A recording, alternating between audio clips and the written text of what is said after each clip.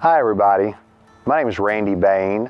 I'm right outside of Nashville, Tennessee, and in 2020 I was diagnosed with stage 4 liver cirrhosis. From January through August of 2023, I stayed at the Gabriel House of Care in Jacksonville, Florida while I awaited my liver transplant. And today I'd like to share a little bit of that story with you. There are many causes of liver failure, and mine was alcohol. Before I could even be considered for a new liver, I had to be alcohol-free for 6 months. I needed to get away and commit myself to a treatment center for this to happen. We were referred to a place on the other side of the country in Southern California. So I packed up and flew out there in June of 2022. While I was there getting treated, my cirrhosis continued to worsen. My stomach started holding fluid, causing me to have it drained pretty frequently. Ammonia in my brain was causing incompetent behavior. And I also had esophageal varices. This develops when blood flow in the liver is blocked by a clot, or in my case, scar tissue in the liver. To go around the blockages, blood flows into smaller vessels that aren't there to support large volumes of blood. Well, one morning, while I was in the bed, I started vomiting blood uncontrollably. I had an internal eruption, and immediately a friend called 911. After this episode, I became a huge liability and had to come home. We had been doing research and came to the conclusion that the Mayo Clinic in Jacksonville, Florida was the best place. Not only is it one of the top, if not the top, transplant centers in the nation, but it also had the shortest waiting period. So in January of 2023, I went and had 2 weeks of extensive testing done so my case can go in front of a board for approval. Thank God I was approved. Well, I planned on staying in Tennessee at home during the waiting period. I figured I would get the phone call, jump on a plane, land in Florida, and off to surgery. Nope, not at all. This is not how this works. I definitely did not do my due diligence for this phase. Unfortunately, I lived outside the radius for this facility by 8 miles. I was then told about the Gabriel House of Care. Oh my gosh, what a blessing this was.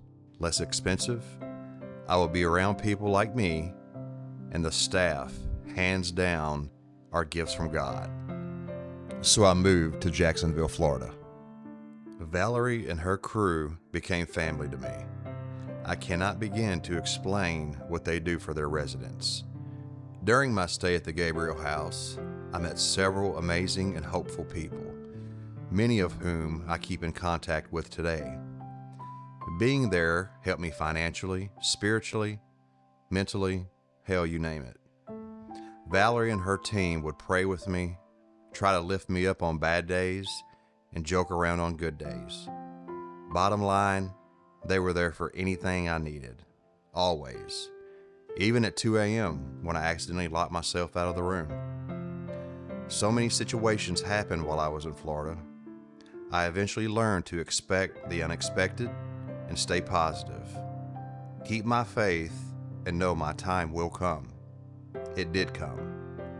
After 3 unsuccessful transplant runs, one of those with me testing positive for COVID, which was totally unexpected. Around 3 a.m., my phone rang on July 20th. By 10 p.m. that night, I was put to sleep and the operation was underway. My miracle was really happening. Dr. Perry and her medical team completed the surgery with no complications. I am forever thankful for everyone that was with me during this journey. And 8 months later, here I am today to share this with you. There's a little saying that I would read in time of desperation that would remind me that God has everything under control, that everything is in God's hands. God said, I need you to get excited again. I need you to remember you're not in this thing alone. I'm working on your challenges. I've already assigned angels to you. So let go of the stress and just trust me. I've got a pretty incredible ending in store, In fact, that's why you need to get excited again, because the happy ending I've got coming is going to rock your world. Liver transplantation is not a cure. It's a treatment, which is a beautiful thing. And what would a transplant be without donors? And I'm not talking just monetary donors. I'm talking organ donors. So if you're not an organ donor, please consider. They save lives. I would not be here if it weren't for mine.